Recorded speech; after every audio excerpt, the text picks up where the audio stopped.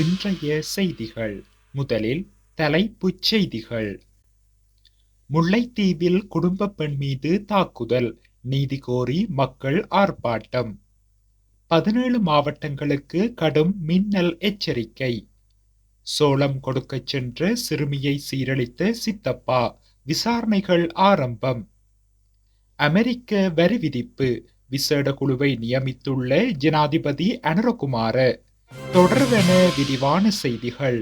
முல்லைத்தீவு ஒட்டிசுட்டான் சின்ன சாளம்பன் பகுதியில் பெண் ஒருவரை தாக்கியமைக்கு எதிர்ப்பு வெளியிட்டு இன்று பிரதேச மக்கள் போராட்டத்தில் ஈடுபட்டுள்ளனர். ஒட்டுசுட்டான் பிரதேச செயலகத்திற்கு முன்பாக கிராம மக்கள் ஆர்ப்பாட்டத்தை முன்னெடுத்துள்ளனர். தனது மனைவியை திட்டியதாக கூறி பேருந்தில் சென்ற பெண்ணை வழிமறித்து போதையில் ஆசாமி கடுமையாக தாக்கிய காணொளி சமூக வலைத்தளங்களில் வெளியானது. இந்நிலையில் பெண்ணை கடுமையாக தாக்கிய நபரை கைது செய்ய கோரி நேற்று வேடிக்கை பார்த்தவர்களும் அவ்வூர் மக்களும் தற்போது ஆர்ப்பாட்டம் மேற்கொள்கின்றார்கள். சம்பவத்தில் டேஷ் கண்ணிவெடி அகற்றும் நிறுவனத்தில் கண்ணிவெடி அகற்றும் பணியாளராக பணிபுரியும் பெண் ஒருவரே தாக்குதலுக்கு உள்ளாகியிருந்தமை குறிப்பிடத்தக்கது. நாட்டின் மேற்கு சப்ரகமுவ, வடமேற்கு, வடக்கு மற்றும் வடமத்திய மாகாணங்கள் மற்றும் காலி, மாத்தறை, மொனராகலை மற்றும் மாத்தளை மாவட்டங்களுக்கு கடுமையான மின்னல் தாக்கம் ஏற்படுவதற்கான எச்சரிக்கையை வானிலை ஆய்வு மையம் வெளியிட்டுள்ளது.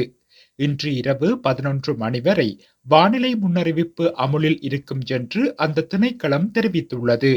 இடியுடன் கூடிய மழை பெய்யும் போது தற்காலிகமாக பலத்த காற்று வீசக்கூடும் என்று எச்சரித்துள்ள திணைக்களம் மின்னல் தாக்கத்தால் ஏற்படும் சேதங்களை குறைத்துக் கொள்ள போதுமான முன்னெச்சரிக்கை நடவடிக்கைகளை எடுக்குமாறு பொதுமக்களை வலியுறுத்தியுள்ளது.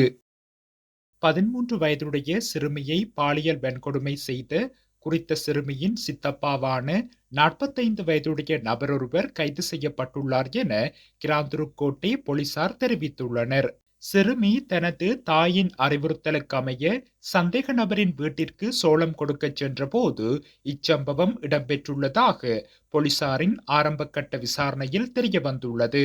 இந்த சம்பவத்திற்கு பிறகு பாடசாலையில் அவளின் நடத்தையில் மாற்றத்தை கண்ட ஆசிரியர்கள் குறித்த சிறுமியிடம் விசாரித்த போது இந்த சம்பவம் தெரியவந்துள்ளது. பாதிக்கப்பட்ட சிறுமி வைத்திய பரிசோதனைகளுக்காக வைத்தியசாலையில் அனுமதிக்கப்பட்டுள்ளதுடன் சந்தேக நபர் நேற்று கைது செய்யப்பட்டுள்ளதாக போலீசார் தெரிவித்துள்ளனர். மேலும் இது தொடர்பிலான மேலதிக விசாரணைகளை கிராந்துருக்கோட்டை போலீசார் மேற்கொண்டு வருகின்றனர். அமெரிக்க ஜனாதிபதி டொனால்ட் ட்ரம்ப் இலங்கை மீது விதித்துள்ள புதிய பரஸ்பர வரிகளால் ஏற்படக்கூடிய பிரச்சினைகள் குறித்து ஆழமாக ஆய்வு செய்து அரசாங்கத்திற்கு பரிந்துரைகளை சமர்ப்பிக்க ஜனாதிபதி அனுரகுமார திசாநாயக்க ஒரு குழுவை நியமித்துள்ளார்.